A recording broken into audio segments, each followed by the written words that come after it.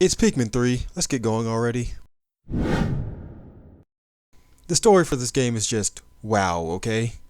The planet Kopai is running out of food due to overpopulation and poor planning. In a desperate attempt to survive, they sent little probe robots across the galaxy looking for another planet with edible food. Stop. Already stupid. For those of you who have never played Pikmin 1 or 2, Olimar, the main character, hails from the planet Hokotate. Why does that matter? Well, the three protagonists of this game are all well aware of Hokotate, and I assume their planet is too, so they know other intelligent life is out there. Call me crazy, but why not just import food from them? Seems like that would be a lot easier and faster. I mean, that may not work in the long run, but the people of Kopai were ready to give up and die until they lucked across not Earth. They never even considered trade. What a bunch of morons. Anyway, having found a planet with edible fruit on it, they send a crew of 3 explorers, Alf the engineer, Brittany the food expert, and Charlie the captain, to find as much food as possible. Naturally, the people of Kopai sent only the best men for the job. A crack team of professionals who will have the job done in no time. And what does this crack team do first? Well, before even landing, they blow up their ship, lose all their food, lose their warp key they need to get home, and to top it off, they're separated and blown across the planet. Only the best. I mean, come on. They couldn't even land their ship once without blowing it up.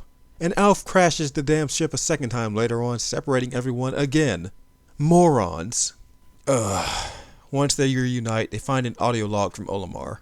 Yeah, apparently he landed on the planet before you, and he nabbed your warp key thinking it was treasure. So, Olimar's back for a third time to take advantage of the Pikmin, is he?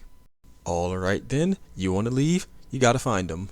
As you look for him, you'll spend most of your time tuning out the stupidity of your one-note crew. Brittany seems like more of a fat ass than an expert on fruit. I mean, yeah, if you want to become an expert on food, I imagine that you get some enjoyment out of it.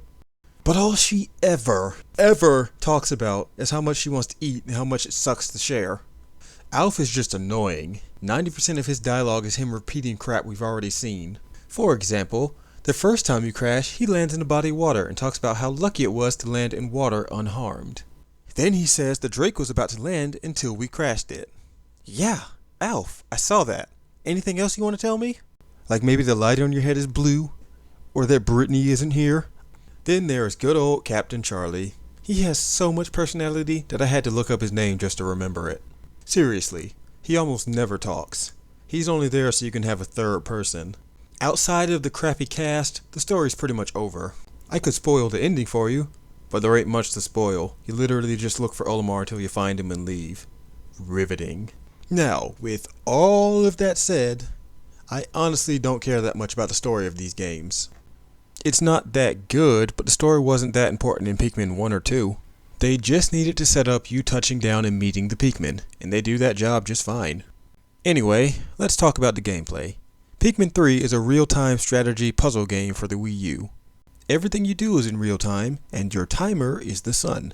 You take control of 3 explorers. Each one has a whistle they can use to gather or separate Pikmin. They brought those whistles with them because... Anyway, you use the Wii U gamepad to control your Pikmin. Tap the area where you want to throw them, and then repeatedly tap to throw your Pikmin. Make sure you tap in the same place though, or you might end up throwing your Pikmin into a lake, along with your gamepad. To call your Pikmin back, you point to them on the gamepad and then press L to whistle. You can also switch controls over to classic mode, where you use buttons to do all that instead of tapping. To be honest, at first I didn't like the touch controls, but once I got used to them, I found I could be much more precise than ever before. The touch controls work really well. The Pikmin come in 5 flavors, each one having its own special ability. To get things done in this game, you throw your Pikmin around. You want to pick up that fruit? Throw Pikmin at it. Want to kill a monster? Throw Pikmin at it. You want a quick laugh? Throw your teammates at them. They can't hurt anything, but it's always hilarious watching them scream and run away. The Pikmin live inside a ship called the Onion. Bring it dead monsters or pellets and it'll spit out seeds you can harvest to form your army. The Pikmin are mutant plants or something that start out as leaves and grow into flowers. Yes, flowers. The most fearsome army the universe has ever seen. Seriously though, flower Pikmin are faster and stronger than normal leaf Pikmin. It's in your best interest to turn them into flowers. There are 3 ways to do that, but the easiest and quickest way is to just grab some spicy berries and spray them with it. They instantly change into flowers. Oh, it also gives them a power boost, so use it against bosses too. I feel like I'm forgetting something. Oh yeah, the sun. The sun serves as a timer. At night, nocturnal predators wake up, making it too dangerous to stay on the surface, according to Alf anyway. At the end of every day, you fly into space and one of your crew members writes something in their logbook. Usually something like, rock Pikmin are as hard as rocks. Pretty pointless. You also have a second ticking clock being your food. Since the idiots lost all their food before even landing, you need to constantly gather new fruit to keep yourself from running out of food.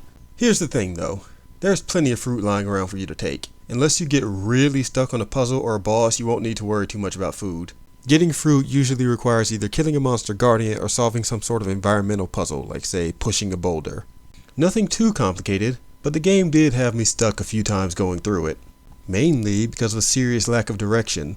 Until the end of the game, there's always something blinking on the map for you to go to, but a lot of times getting there requires you to do something you didn't know you could do. One of the first things Alf mentions is that he found an audiobook from Olimar. He's leaving little instructions like, red Pikmin are fireproof, all over the ground. I have no idea why he's doing that, but whatever, you can pick up his hints to help you. Too bad they're almost all in really stupid places. The ones that aren't just repeat over and over again. The game told me 3 times that yellow Pikmin are immune to electricity. But that tip I just mentioned about red Pikmin, yeah, it's on the other side of 2 fire-breathing monsters. Thanks for telling me red Pikmin are immune to fire. I figured that out when they were the only ones that didn't burst into flames. Thanks for telling me my Pikmin can drown after I walk into a lake. That was so helpful. Oh look, the pink onion's trapped over there. I go to rescue the pink Pikmin, and there's a hint that says, and I quote, winged Pikmin fly. Helpful. After 12 of my Pikmin get eaten, I manage to kill the damn spider and get winged Pikmin. Then, on the other side of a lake, I see 2 pink pellets, and I think to myself, okay, this is the game subtly telling me something useful. That's great. Winged Pikmin can obviously fly over water. So I cross the water and I find a hint that says I could use my whistle to call the Pikmin back off the web. What? Why the hell is that over here? I had Pikmin with me and just learned they could drown, so obviously I wasn't going to walk across the water to get that. Why wasn't that where the stupid winged Pikmin fly hint was? Of course winged Pikmin can fly. I can see them hovering off the ground, you jackass. A hint on how to fight the spider would have been nice. Then there are things the game doesn't bother to tell you about at all. Like the Pikmin charge. You can lock onto enemies by pointing at them with your stylus and holding the LZ trigger. The game never tells you that. It tells you the Pikmin charge is a thing, but it doesn't tell you how to lock on, and you have to be locked on to do it. What? The game does tell you how to lock on? I played through it 3 times, it never... It's in the audio log section of the touchpad, but it's not a pickup? Why the hell not? Everything else is a pickup. There are dozens of tips all over the ground up until the very end of the game. It was to my understanding that you needed to pick up the tutorials in order for them to appear there, and easily the most important one isn't to pick up. You need the charge to beat this game. Doing anything without it is a chore, but at least locking on is really good in this game. You can lock on to almost anything and then charge it with Pikmin. Doing so, you can easily kill monsters or gather food and treasure without needing to throw Pikmin. It's really nice. Which is great, since you spend most of your time killing a bunch of monsters, which I swear were designed just to piss you off. Not for skills, but for placement. Like this asshole. It shoots rocks that one hit kill your Pikmin, and guess what? It's at the top of a mountain that requires all 3 explorers to reach. You won't see it coming since it only pops up when you're 10 feet from it, so the first time you see it, you have a huge group of Pikmin with you because, why wouldn't you? Then you will lose them all in an instant. Then, you will start the day over, because growing 50 Pikmin to replace the ones you just lost is a waste of time, especially when you can just start the day over. And I hate feeling like I need to start over just to get through it. It makes me wonder why I bothered to keep playing. To fight bosses maybe? Spoiler alert, they suck too. There is a grand total of 5 bosses in the game, and each one is designed to piss you off in one way or another.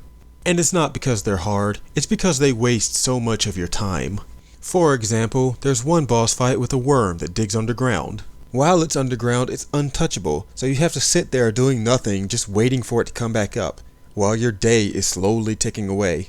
And when it does come up, you have a few seconds to rush it before it goes away again. It's not challenging, it's not fun, it's annoying, plain and simple. And every boss is like that, they just exist to waste your time. Oh! And they also all have instant death moves that you'll never see coming your first time fighting them, so expect to lose a shitload of Pikmin. And of course, yeah.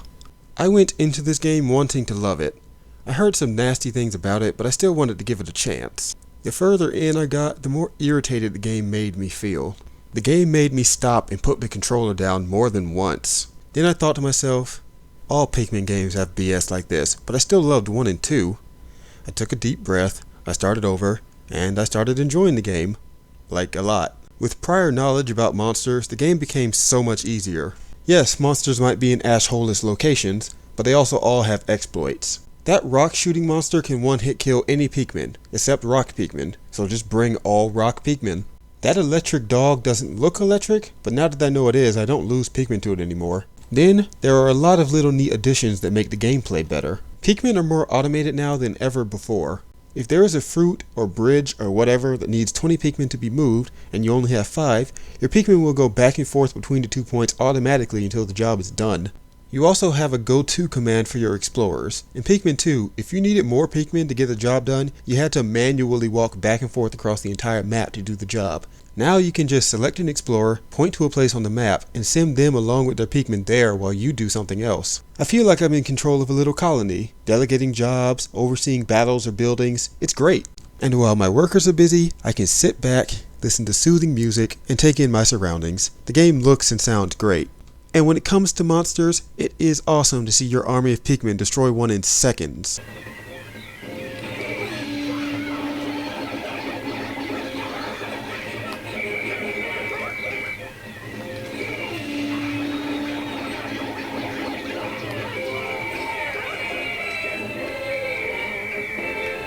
Besides that, there's not much left to talk about. Well, there's multiplayer, I guess. To put it simply, the main game everyone wanted to have 2-player is still single-player, and the 2-player missions in the game are all extremely short. Oh, and 2/3 of them are also DLC, so yeah, no. Don't buy this game for 2-player. I got nothing else to say. Alf? Yes, Alf. Yes, I did.